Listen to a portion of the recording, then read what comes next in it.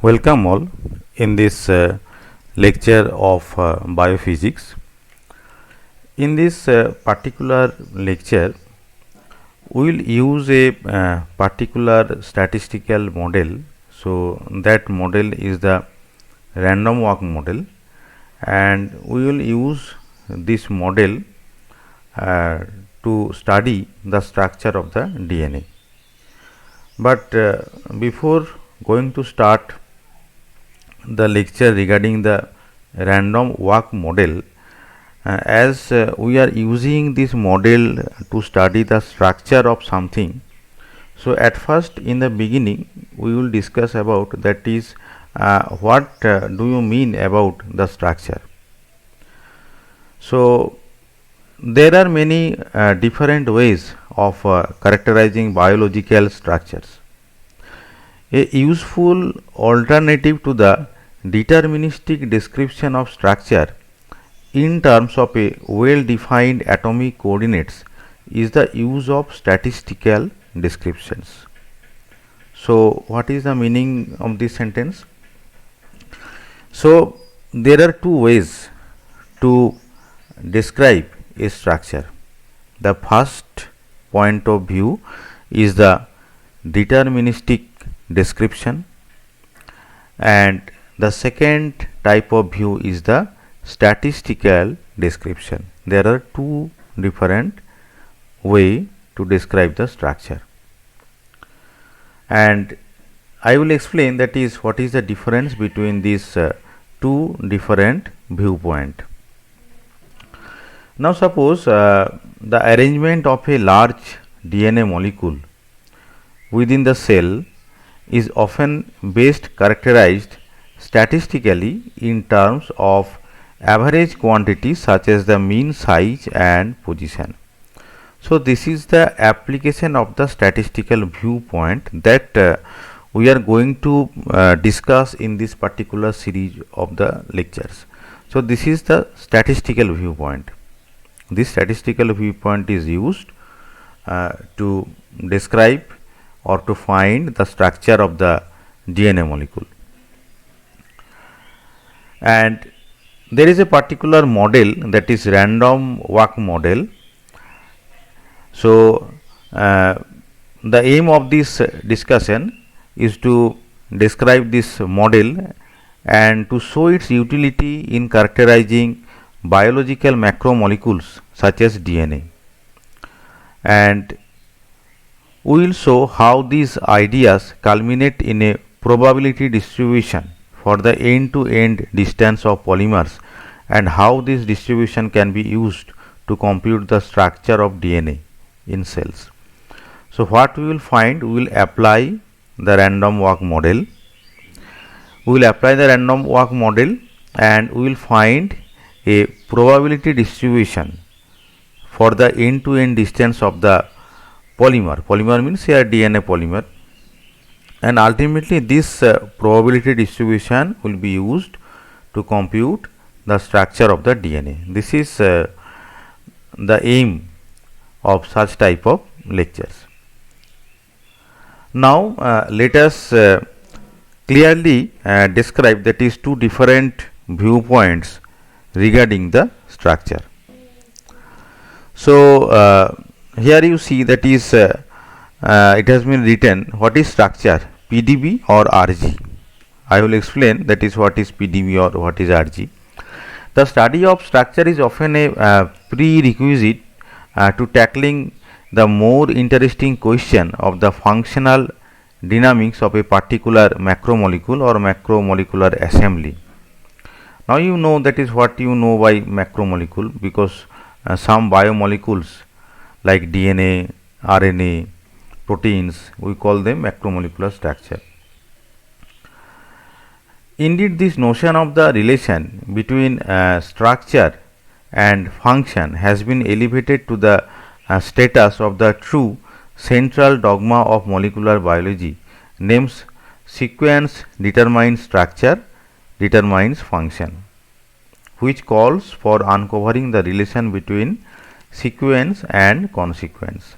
That means as we are going to study the structure of the macromolecules. So here sequence plays an important role regarding the structure of those molecules. So that is why there is a relation between the sequence and consequence. The idea of structure is hierarchical and subtle. Subtle means very precise in nature, with the relevant detail that is needed to uncover function often occurring at totally disparate spatial scales. Disparate means that is those are not comparable. So you need some function. You need some function to determine the structure. But what happens, that is these functions are not comparable in nature. For example, in thinking about nucleosome positioning, an atomic level description of the state of the methylation of the DNA might be required. So suppose there is an event that is the nucleosome positioning event. To describe this particular event, you need the atomic level description of the DNA. Whereas in thinking about cell division, a much coarser description of the DNA is likely more useful. However, suppose you are describing the cell division event. So at that event, you do not need the atomic level description of the DNA. Rather, a much coarser DNA description of the DNA is much more helpful. So actually, it depends on the situation, that is what type of information or what type of function you need. It depends on the particular situation.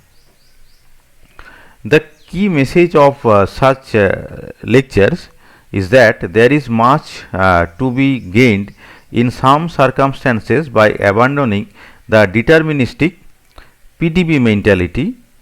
So in some situation we do not need the deterministic mentality. Deterministic mentality means that is the absolute structure, atomic level structure, and PDB means that is protein data bank. In protein data bank, there is the description of the atomic coordinates of different types of macromolecules.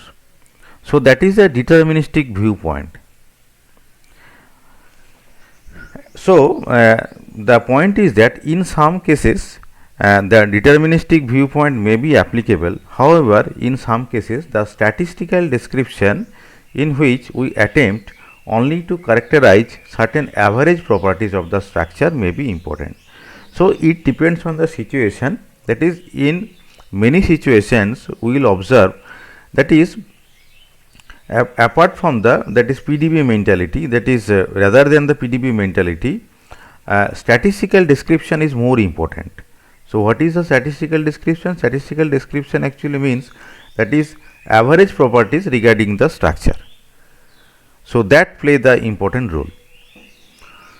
Now you see, that is deterministic versus statistical description of the structure. So what is the difference between them?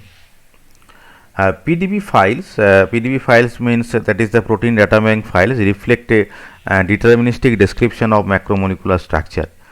The notion of the structure is complex and ambiguous. In the context of crystal, we can think of structure at the level of the monotonous regular packing of the atoms into the unit cells of which the crystal is built. Now in crystallography we have learned about this concept regarding the structure of the crystals.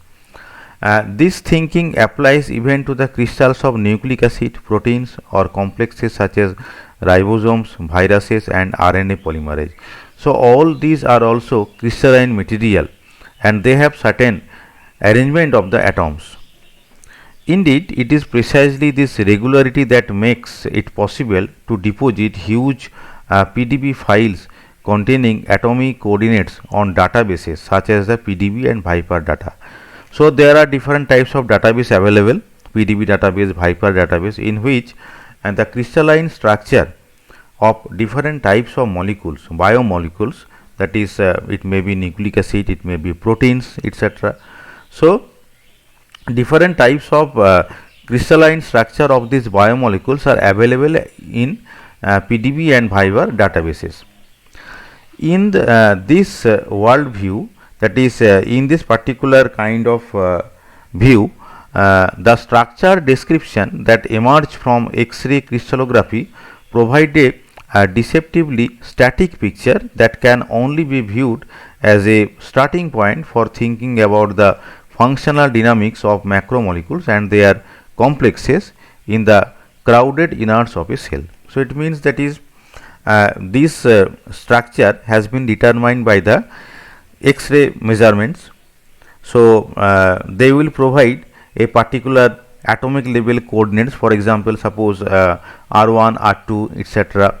So where Ri is the vector position of the ith atom in the n atom molecule. So from the X-ray diffraction experiments, you can find the coordinates of those biomolecular crystals. But the point is that these are the static description, because we have determined their structures in some static viewpoint. However, actually we will discuss later, that is there are different types of dynamics inside the cell. That means in reality these molecules are in motion. So what we have determined in terms of PDB files is the static description of their structures. Now there is another description that is I have already introduced you, that is statistical description. Statistical description of structure emphasize average size and shape rather than the atomic coordinates. In the context of polymeric systems such as DNA, the notion of structure brings us immediately to the question of the relative importance of universality. For example, how size scales with the number of monomers, because as they are polymeric in nature, that is the chain like structure. So there is some questions, for example, how size scales with the number of monomers. If number of monomers change, then how the size of the system changes. So those type of questions. In particular, there are certain things that we might wish to say about the structure of polymeric systems that are indifferent to the precise chemical details of these systems. So for the polymers means that is they have a chain like structure. Monomers are arranged in a chains, and we do not need the chemical details of this system. Chemical detail means that is actual or absolute structure of the polymer. Rather, this chain like structure is important. For example, when a DNA molecule is ejected from a bacteriophage into a bacterial cell, all that we may really care to say about the deposition of that molecule is how much space it takes up and where within the cell it does so. So when we are going to study, that is when DNA from a virus that is inside in a bacterial cell, that is suppose a virus attacked a bacteria and DNA enters into the cell. So now we will investigate, that is how much space it takes up, that is that particular DNA, how much space it takes up inside the cell and where it is located. So such type of questions are more important. Similarly, in describing the geometric character of a bacterial genome, it may suffice to provide a description of structure only at the level of characterizing a blob of a given size and shape. So suppose you are going to describe a bacterial genome, geometrical character of a bacterial genome. So at that time it is sufficient to provide the description and structure only at the level of characterizing a blob of a given size and shape. Indeed, these considerations bring us immediately to the examination of statistical measures of structures. So all the situation that I have described, it is basically the statistical measure of the structure. It is not the absolute measure of the structure or the deterministic measure regarding the structure. So one statistical measure of structure is provided by the radius of gyration or RG. Now we have already read about the radiation of gyration in our higher secondary physics classes and also in the UG physics classes. So which roughly speaking gives a measure of the size of a polymer blob. So if the polymer is in a shape of a blob, then if you are able to determine the radius of gyration, then you will have some idea regarding the size of the blob. So it is one of the example by which we can describe the statistical description of a structure. So I hope that is you have understood that is what is the deterministic viewpoint of the structure and what is the statistical viewpoint of the structure. So the point is that these two different viewpoints actually depends on the situation as also your need. So depending upon the situation, depending upon on your need or your aim, you may use any of the viewpoint.